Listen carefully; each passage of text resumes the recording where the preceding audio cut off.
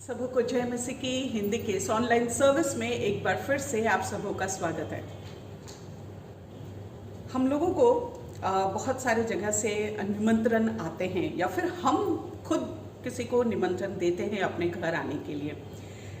जब किसी को निमंत्रण दिया जाए या फिर बुलाया जाए तो हम पहले जब लिस्ट बनाते हैं तो हम खास लोगों के लिस्ट बनाते हैं जो हमारे बहुत करीब है, जो हमको बहुत पसंद आते हैं, जो हमारे बहुत प्रिय हैं, उन लोगों का हम लिस्ट बनाते हैं। लेकिन कभी आपके साथ ऐसा हुआ है क्या कि आपके प्रियजन लोग एक साथ इकट्ठा हुए, सबको निमंत्रण भेजे पर आपको भूल गए?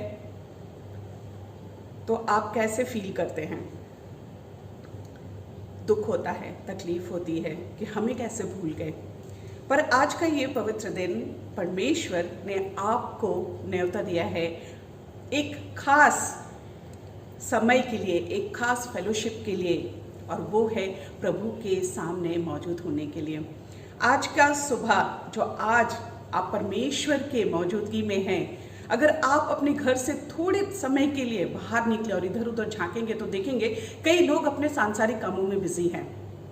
इस वक्त वो परमेश्वर की हुजूरी में नहीं है, पर आप हो।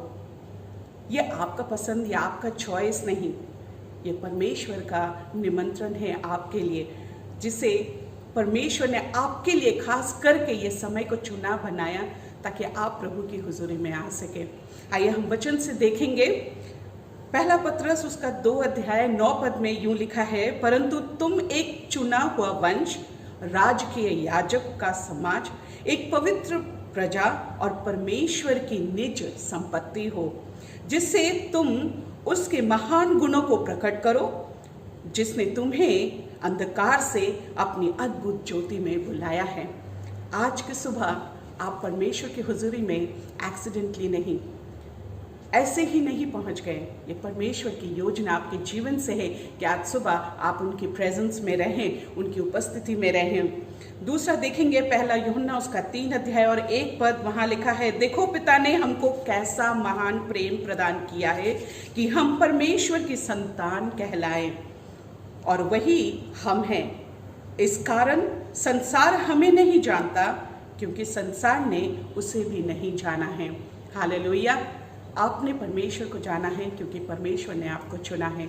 आज सुबह आपके जीवन में ये खास मौका है, इम्पॉर्टेंट टाइम है कि आप परमेश्वर की हुजूरी में, उनकी प्रेजेंस में आप आए हैं। आइए अपने सरों को झुकाएंगे, आंखों को बंद करेंगे और परमेश्वर को धन्यवाद देंगे इस खास मौके के लिए जिसके लिए परमेश्वर ने आपको चुना है। Hallelujah, hallelujah, hallelujah. Worship you lord. प्रभु आपकी आराधना करते हैं और धन्यवाद देते हैं पिता परमेश्वर हमें चुनने के लिए। हाँ प्रभु, आज के सुबह इस खास न्योता के लिए प्रभु जी, खास निमंत्रण के लिए पिता परमेश्वर कि हम आज के दिन, पवित्र दिन, आपके उपस्थिति में आ पाए प्रभु जी। जितने लोग इस वक्त इस ऑनलाइन सर्विस में जुड़े हैं प्रभु जी, हर एक को पिता परमेश्वर आपने पूरे संसार से अलग रीति से प्रभु जी चुनकर बुलाया है प्रभु, ताकि हम सब एकत्रित होकर एक आवाज में, एक सुर में, एक हृदय, एक मन में प्रभु आपको पुकार सके और आपकी महिमा कर सके। हम धन्यवाद देते हैं यीशु राजा, आपके इस जगत में आने के लिए, हमसे इतने प्यार करने के लिए प्रभु। ओ हालेलुया यीशु, जानकर कि प्रभु हम पापी हैं, हम पिता परमेश्वर उस क्रूस के पनिशमेंट की, सजा के हकदार थे प्रभु, लेकिन आप हमारे लिए आए और अपने प्राण को दिए ताकि प्रभु हमें एक नया जीवन, एक नई आज़ादी मिल सके। हम धन्यवाद देते हैं, धन्यवाद देते हैं कि हमें आपने इतना स्पेशल, इतना खास प्रभु जी समझे प्रभु जी। हालेलुया पिता, हम धन्यवाद देते हैं आज की सुबह के लिए प्रभु। जितने आज टूटे हैं प्रभु जी, जितने आज हताश है, जितने आज चिंतित है प्रभु, हम हर एक को आपके चरणों में लाते हैं, क्योंकि प्रभु आपका वचन कहता है, हे बोझ से दबे हुए लोगों मेरे पास आओ, मैं तुम्हें शांति दूंगा। Hallelujah, hallelujah. आप शांति के राजकुमार हो यीशु, आपने अपनी शांति हम सबों के लिए दिया है प्रभु जी। आज जितने पिता परमेश्वर बीमार हैं, तकलीफों में हैं और अपने शरीर से लाचार हैं, दर्द में जकड़े हुए हैं, यीशु आपके पवित्र नाम से, आपकी पवित्र लहू की जय कहते हुए प्रभु जी हर एक कोई अपनी बीमारी से चंगाई पाए। यीशु नाम में विश्वास रखने से चंगाई मिलती है। हालेलुया। और उसी नाम से प्रभु आज सुबह हम इस बात को पुकारते हैं, हम प्रोक्लेम करते हैं प्रभु कि एक एक बीमार व्यक्ति प्रभु जी आज सुबह आपकी छुअन से, आपकी स्पर्श से चंगाई को महसूस कर पाए। प्यारे पिता परमेश्वर, आज का स्पेशल दिन आपने हमारे जीवन में हमें देखने को दिया प्रभु। हम हॉस्पिटल में नहीं, हम मुर्दाखाना में नहीं, हम कब्रिस्तान में नहीं, लेकिन यीशु राजा आपकी उपस्थिति में, आपकी पवित्र आत्मा की प्रेजेंस में प्रभु आज हम पाए जाते हैं। अपनी आग से प्रभु आज हमें पवित्र कीजिए। और पिता, जिस लिए हमें बनाए हैं, जिस लिए प्रभु आपने चुना है कि हम आपके पवित्र प्रेम को लोगों तक बता सके, आपकी ज्योति को अंधकार में जो फंसे हैं उन तक पहुंचा सके प्रभु, हमारे जीवन को आप इस्तेमाल कीजिए। हमें पिता परमेश्वर आपने योग्य संतान चुना प्रभु जी, हम उस योग्यता के काबिल आ पाए प्रभु जी, हम उसके बराबर प्रभु जी काम कर पाए। पिता, अपनी शामत, अपनी आशीष, अपने अभिषेक से प्रभु जी हमें भरिए। हाँ प्रभु, एक एक जो आज पिता परमेश्वर आपके वचन को सुनते हैं प्रभु, अद्भुत रीति से आज आशीषित हो प्रभु। आपकी आत्मा की स्पर्श प्रभु जी हर एक को छू पाए पिता परमेश्वर। आज का दिन उनके जीवन में एक अलग ही आशीषमय दिन हो प्रभु। हालेलुया। पिता परमेश्वर, पूरे सप्ताह को आपके हाथों में सौंपते प्रभु, अपनी इच्छा अनुसार, आपकी मर्जी मुताबिक हमारे जीवन को आप चलाइए। पिता, जो आपने हमारे जीवन से प्लान किया है, जो आपकी योजनाएं हैं, योजनाएं हमें सफल करने के लिए, योजनाएं हमारे जीवन में आशीषों को लाने के लिए, पिता परमेश्वर वो सारी योजनाएं हमारे जीवन से पूरी हो। और इसीलिए पिता, आज सुबह हम में से हर एक कोई अपनी आत्मा आपकी पवित्र लहू में समर्पित करते हैं। हालेलुया। पिता परमेश्वर, हम धन्यवाद देते हैं आपके चुने हुए अभिषेक लोगों के लिए प्रभु। आज के पवित्र दिन में हर एक जगह प्रभु जी आपके संतान जन इकट्ठे हुए आपको आराधना, आपकी महिमा करने के लिए प्रभु, हर एक की आराधना महिमा आपको प्रभु जी स्वीकार हो आपके पवित्र राज में। हमारे आराधना टीम के साथ हो पिता परमेश्वर, हर एक कोई जो पिता परमेश्वर अभी हर एक को गीतों में अगुवाई करेंगे, प्रार्थना में अगुवाई करेंगे, पिता परमेश्वर उन्हें अभिषेक दीजिए। आपकी आत्मा उनके द्वारा प्रभु जी हर एक को स्पर्श कर पाए। आपके दास के लिए पिता परमेश्वर धन्यवाद देते हैं, जो प्रभु आपके वचन को हमारे बीच लाएंगे प्रभु। उनके द्वारा पिता परमेश्वर भूखी आत्माएं आज प्रभु आपके वचन की रोटी द्वारा तृप्त होने पाए। पूरी सभा को आपके हाथों में सौंपते हैं। आपके अनुग्रह, आपकी शांति, आपका प्रेम हर एक के बीच में पिता आज फैल जाए। सारी आदर महिमा आपको देते हुए विनती यीशु नाम से चाहते थे, ऐसा सुनिए और ग्रहण कीजिए अपने पवित्र राज्य में। आमीन। सभी को जय मसीह की। प्रभु का धन्यवाद हो कि परमेश्वर ने हमें ये मौका दिया कि हम उसकी उपस्थिति में उसकी प्रशंसा करें, उसकी जय जयकार करें। आइए हम सब मिलकर उसके नाम को ऊंचा उठाएं और उसके नाम की जय जयकार करें।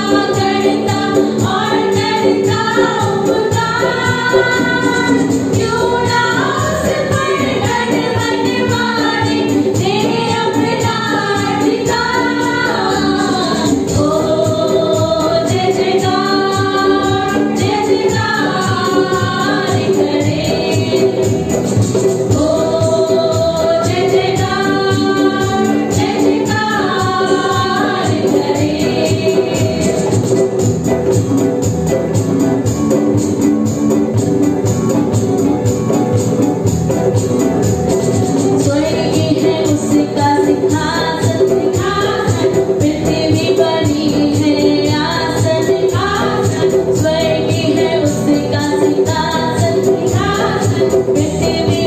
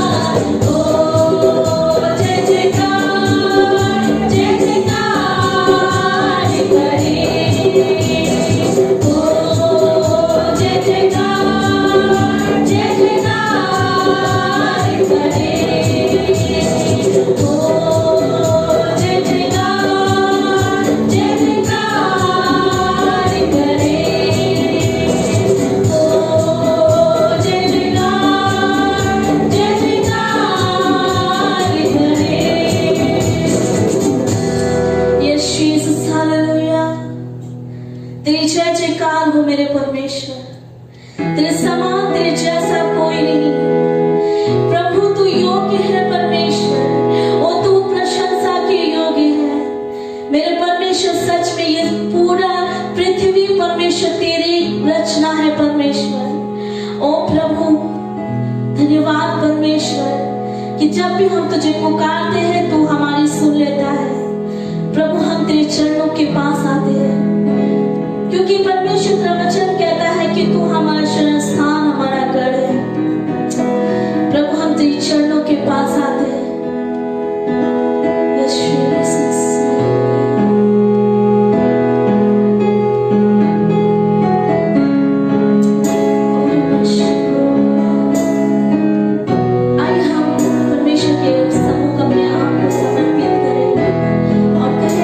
यीशु हम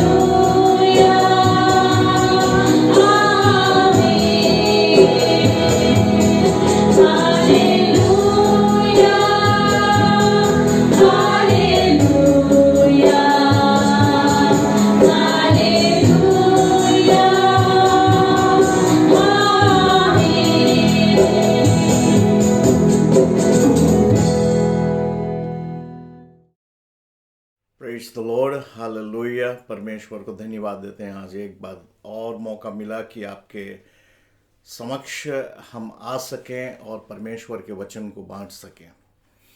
जब जब हम धर्मशास्त्र को पढ़ते हैं तब तक हमें उत्साह मिलता है और हम जानते हैं कि हम और आप एक ऐसे समय, ऐसे परिस्थिति में रह रहे हैं जहाँ की निराशाएं हमें हाथ लगती है। परंतु दूसरी ओर जब हम और आप देखें परमेश्वर की उपस्थिति, परमेश्वर की दया और अनुग्रह जो हमारे और आपके ऊपर है, तो हम निराश नहीं होते हैं, परंतु हमारी आशा और भी दृढ़ हो जाती है, मजबूत हो जाती है। और इन दिनों मैं नहीं जानता हूं कि आप किस दर से होकर के गुजर रहे होंगे या गुजरते हैं लोग, परंतु मैं आपको भरोसा दिलाना चाहता हूं कि हम जिस परमेश्वर की आराधना करते हैं वह परमेश्वर हमारा जिंदा खुदावंद है। वह परमेश्वर जो हमें और आपको संभालता है, उसकी फिक्र है, हमारे और आपके लिए उसको फिक्र है, और इसीलिए हम और आप उसको सराहते हैं। धर्मशास्त्र में यूहन्ना की पुस्तक और उसके 9वें अध्याय में एक व्यक्ति के विषय में वर्णन किया गया है, और वह व्यक्ति, उस व्यक्ति के विषय में बताया गया है कि वह जन्म से ही अंधा था। और जब वह जन्म से अंधा था तब भिन्न भिन्न प्रकार के लोग उसको देखे, उसको जानते थे, उससे उनका परिचय था, और वे भिन्न प्रकार के लोगों की जो प्रतिक्रियाएं थी वह बिल्कुल अलग अलग थी। और उन तरह तरह के लोग जब उससे मिलते थे, देखते थे, और उसके ज़िंदगी के दूसरे पड़ाव में भी जब उस व्यक्ति को देखा, दूसरे भाग, उसके ज़िंदगी के दूसरे भाग को, तो उनकी सोच बिल्कुल अलग सी हो गई। और जब इस भाग को हम 9वें अध्याय को पढ़ते हैं, परमेश्वर का वचन कहता है कि प्रभु यीशु मसीह ने उस अंधे व्यक्ति को देखा। यह कितनी अजीब सी बात है कि वह व्यक्ति देख नहीं सकता था, उस व्यक्ति की आंखें खुली नहीं थी कि वह प्रभु यीशु प्रभु को देखे, परंतु प्रभु यीशु मसीह ने उसे देखा। मेरे भाई, मेरे बहन, इस भाग को पढ़ता जब हूँ तो मेरा दिल प्रभु के प्रेम से भर जाता है। ऐसा लगता है मानो परमेश्वर की आंखें हर समय हर इंसान पर लगी हुई है। प्रभु यीशु मसीह आपको देख रहे हैं, प्रभु यीशु मसीह मुझे देख रहे हैं, प्रभु यीशु मसीह हर इंसान के ऊपर प्रभु यीशु की आंखें हैं। मेरे भाई, मेरे बहन, परमेश्वर वह परमेश्वर है जिसकी आंखें दया और अनुग्रह से भरपूर है, और वह हमें और आपको उसी दृष्टिकोण से देखता है जिस दृष्टिकोण में उसके अंदर में प्यार छिपा हुआ है। और परमेश्वर ने उस दृष्टिहीन को देखा, उस अंधे व्यक्ति को देखा, और परमेश्वर को तरस आई, परमेश्वर के अंदर में दया आई। परंतु वहां आप जानते हैं प्रभु यीशु मसीह के साथ चेले भी थे, और चेलों को तो बिल्कुल, यदि मैं समझूं तो चेलों का विचार वैसा ही होना चाहिए था जैसा प्रभु यीशु मसीह का विचार था। चेले लोग के स्वभाव वैसा ही होना चाहिए था, मैं समझता हूं कि जैसा प्रभु यीशु मसीह का स्वभाव था। परंतु यहाँ चेलों का दृष्टिकोण उस अंधे व्यक्ति के प्रति बिल्कुल अलग थी। प्रभु यीशु मसीह ने पहले देखा, परंतु चेलों ने सवाल पर सवाल पूछना शुरू किया। और चेलों का सवाल क्या था? चेलों का सवाल यह था कि हे रबी, किसने पाप किया है?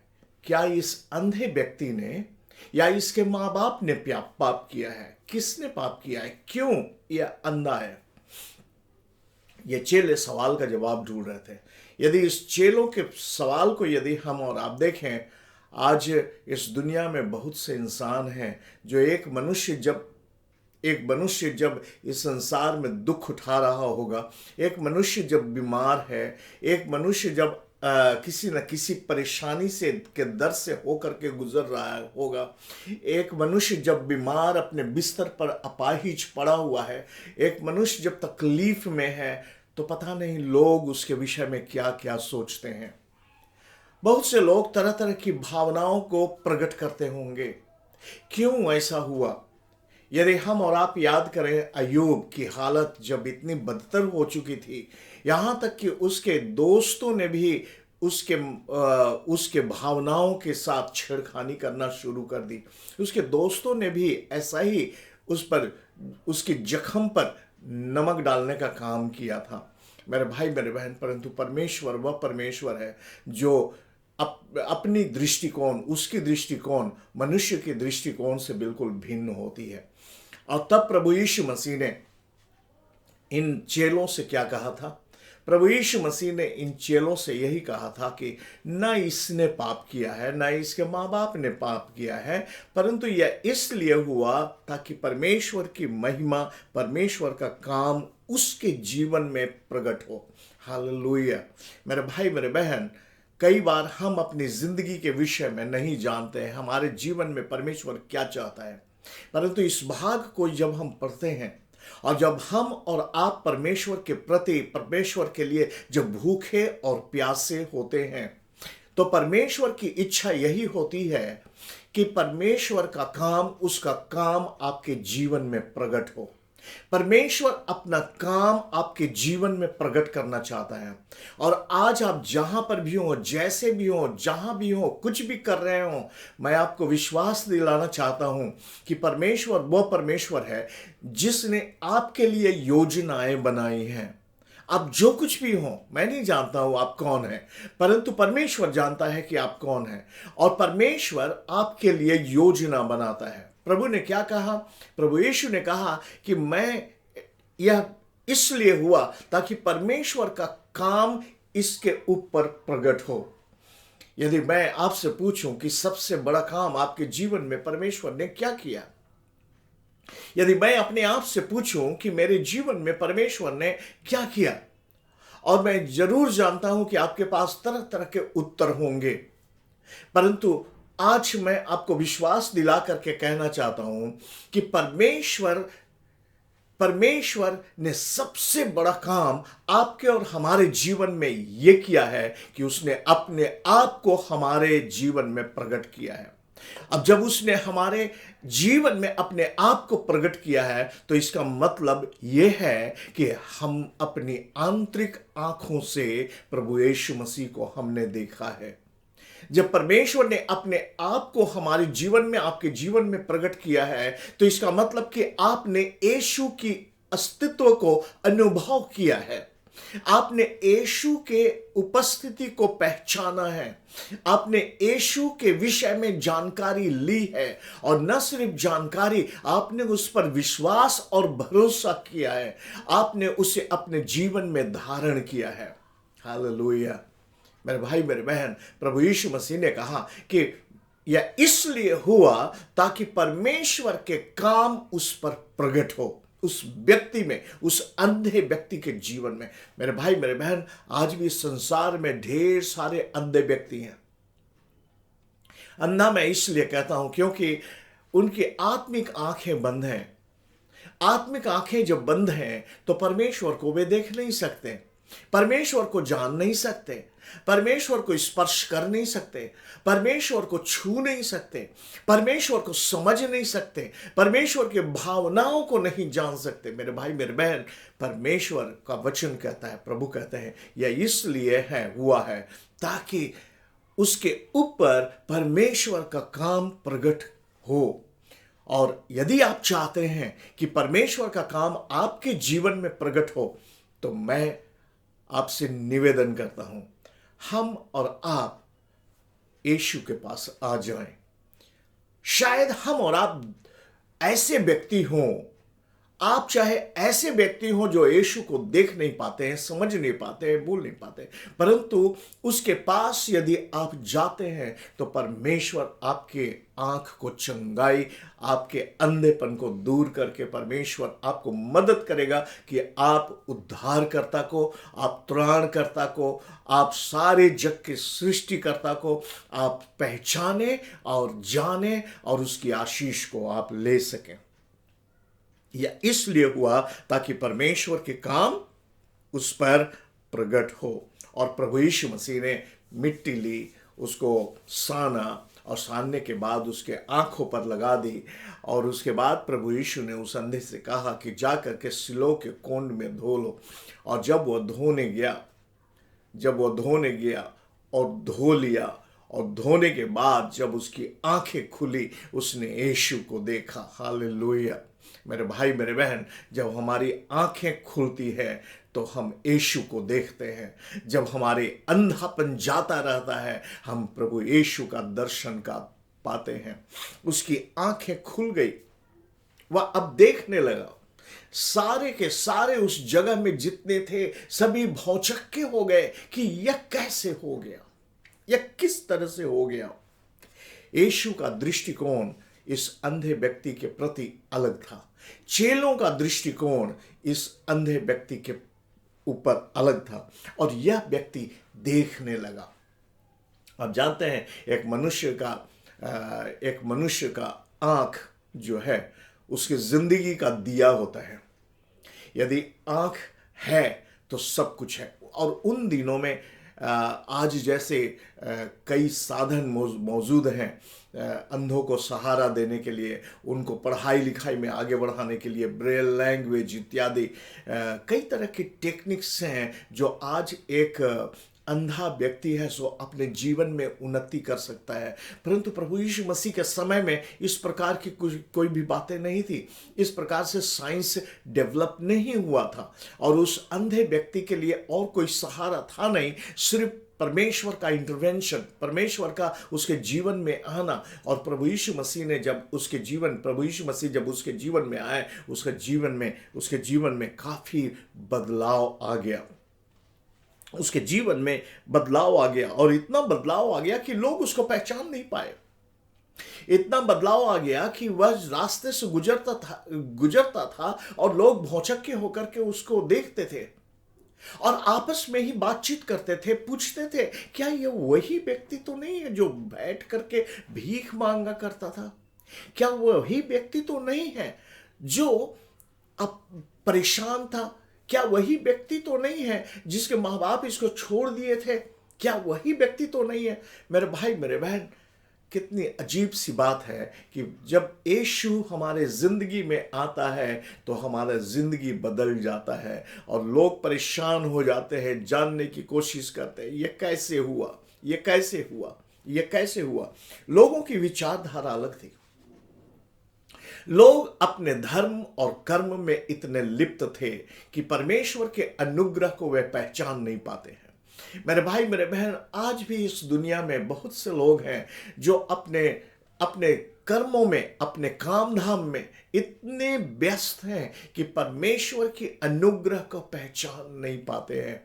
और इसीलिए इस व्यक्ति से बार बार सदुकी, फरीसी, यहूदी सब आकर पूछने लगे कि कैसे तुम देखने कैसे लगे, ये कैसे हुआ, कैसे संभव हुआ? इस व्यक्ति ने कहा मैं तो पहले तो मैं अंधा था, परंतु मैं अपने देखता हूं।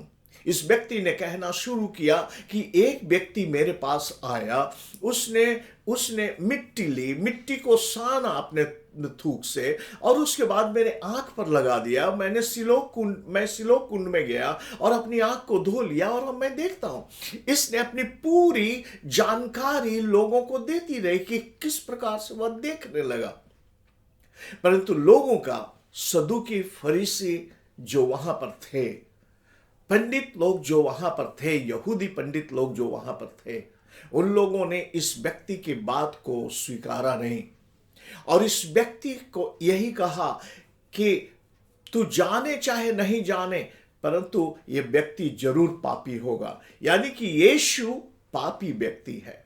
यीशु पापी व्यक्ति है, क्योंकि जो नहीं करना चाहिए था यीशु को, वो तुम्हारे साथ किया है।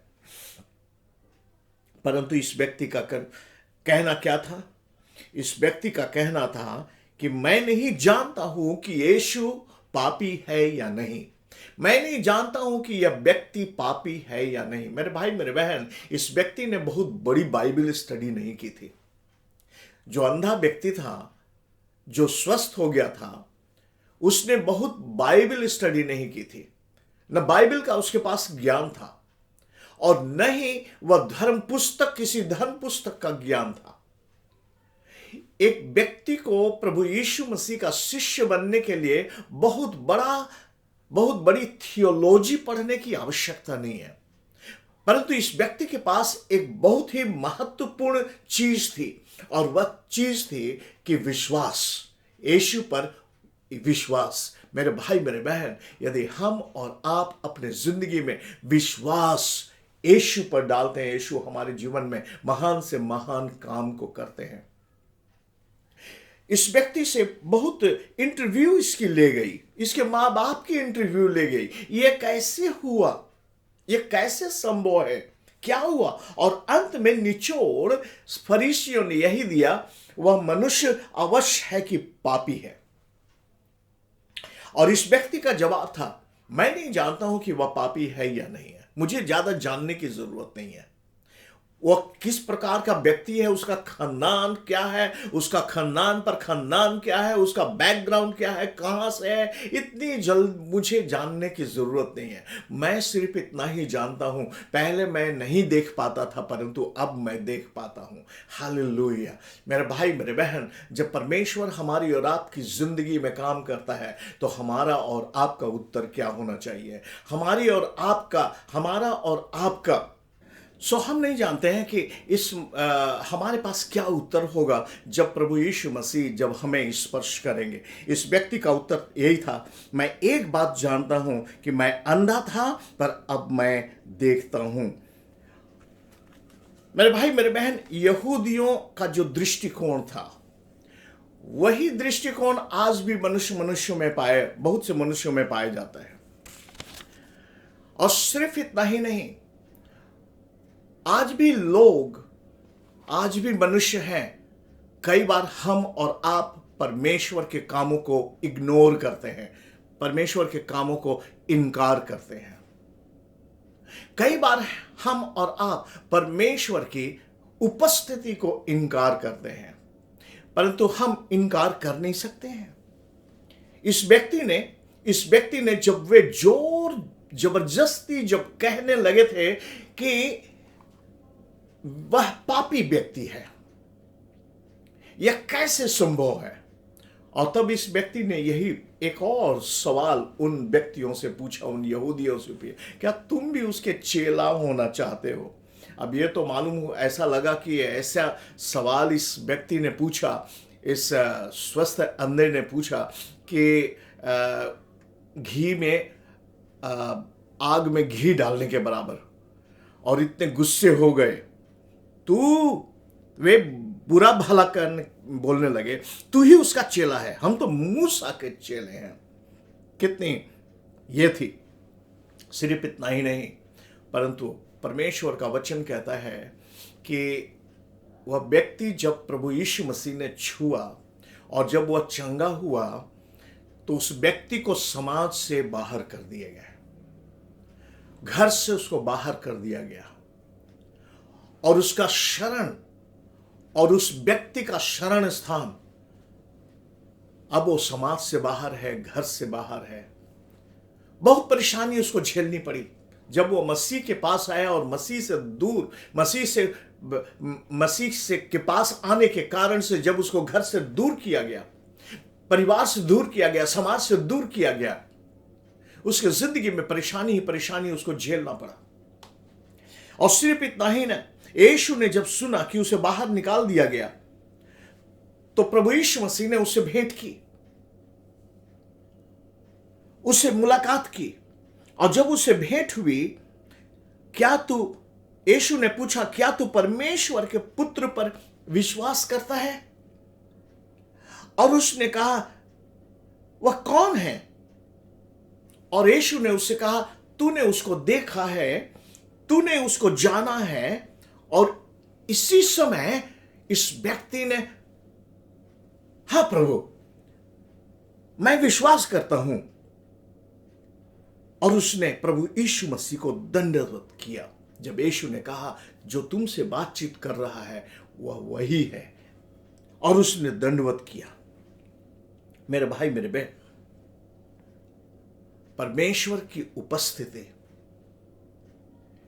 इस व्यक्ति को नम्र और दीन बनाया और प्रभु के चरणों पर वह गिर गया और इसके जीवन में एक अद्भुत खुशहाली आई। जहां पर यीशु होता है वहां पर खुशहाली होती है। परमेश्वर का वचन वह आनंद से भरा हुआ था, उसका जीवन गवाही से भरा हुआ था, उसका विश्वास और भरोसा यीशु पर था। मेरे भाई मेरे बहन, यह भाग हमें और आपको सिखाता है हमारे दृष्टिकोण यीशु के प्रति क्या है। हमारी दृष्टिकोण परमेश्वर के प्रति क्या है। क्या वह वही परमेश्वर नहीं है जिसने अंधे को दृष्टिदान दी किया? क्या वही परमेश्वर नहीं है जिस पर जब हम विश्वास करें तो हम उद्धार पाएंगे? क्या यह वही परमेश्वर नहीं है जो अनुग्रह करता है? आइए हम भी उसके चरणों पर जाएं, दंडवत करें और कहें, प्रभु यीशु हम पर भी दया कर, हम पर भी दया कर। यीशु अनुग्रहकारी है। यदि आप इस संसार में थके हुए, मांदे हैं, निराश हैं, सालों साल परेशान हैं, आप जहां पर भी हों, जैसे भी हों, बस मैं आपसे अनुरोध करता हूं कि आप यीशु पर भरोसा रखें, यीशु को अपने जीवन में अपनाएं। जहां पर भी हो अपने जिंदगी में यीशु से प्रार्थना करें, प्रभु से कहें, प्रभु अनुग्रह कर, मुझे तेरी दया की जरूरत है, मेरे गुनाहों को, मेरे पापों को क्षमा कर, नई जिंदगी दे। हालेलुया। आइए प्रार्थना करें। परमेश्वर पिता, हम धन्यवाद देते हैं आज के दिन के लिए, धन्यवाद करते हैं तेरी दया, तेरी अनुग्रह के लिए। और इस वक्त प्रभु जी तेरे वचन के अनुसार यह व्यक्ति जन्म से तो अंधा था, परंतु यह इसलिए था क्योंकि तू अपने आप को प्रकट करना चाहता था। आज भी इस संसार में कई लोग हैं प्रभु जिनके जीवन में तेरी उपस्थिति, तेरे प्रगटीकरण की जरूरत है। और प्रभु हम प्रार्थना करते हैं, जितने भाई बहन तुझे पुकारते हैं प्रभु, हर एक की सुधि ले प्रभु, हर एक को प्रभु जी, हर एक की जिंदगी में तू जा, आशीष दे, अनुग्रह प्रदान कर। प्यारे प्रभु, तुझसे विनती है, जो बीमार है, तकलीफ में है प्रभु जी, जिस प्रकार से इस अंधे व्यक्ति को तूने छुआ और चंगाई दी, उन सारे व्यक्तियों को प्रभु जी तू छू और चंगाई दे प्रभु जी, जो तेरे नाम को पुकारते हैं। सारी आदर महिमा तुझे देते हैं पिता, अपनी मंडली को आशीषित कर, यीशु के महान पवित्र सामर्थी नाम से मांगते हैं, आमीन आमीन। परमेश्वर आशीष दे। अगले हफ्ते फिर से मिलते हैं। प्रभु आपके साथ हो। परमेश्वर के दास का धन्यवाद कि परमेश्वर के इतनी सामर्थी वचन हमारे बीच लाएं। अब अनाउंसमेंट सुन लेंगे। सबसे पहला अनाउंसमेंट, आने वाला रविवार 24 जनवरी फिजिकल सर्विस मतलब पार्क स्ट्रीट में सर्विस नहीं है। दूसरी अनाउंसमेंट ये है कि अब से पार्क स्ट्रीट में सर्विस हो या ना हो, ऑनलाइन सर्विस रेगुलरली होगी। हर इतवार ऑनलाइन सर्विस होगा। Thank you.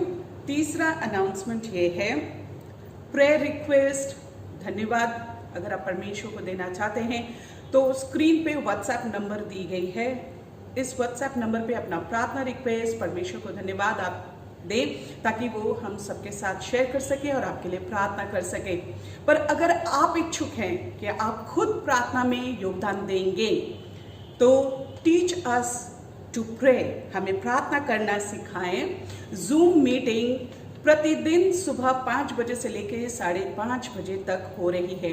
अगर आप सुबह जल्दी उठ जाते हैं तो ज़रूर इस लिंक पे ज्वाइन करें और सबके साथ मिलकर प्रार्थना करें। धन्यवाद रूपी दान, दशमांश, अपना भेंट प्रभु के लिए आप ऑनलाइन लिंक दी गई है स्क्रीन पे, इस लिंक पे दे सकते हैं। पार्क स्ट्रीट आ सकते हैं तो पार्क स्ट्रीट में दान की पेटी खुली है, वहाँ दे सकते हैं, या पासवान के हाथों में दे सकते हैं। प्रभु आप सबों के साथ हो, आशीष दें।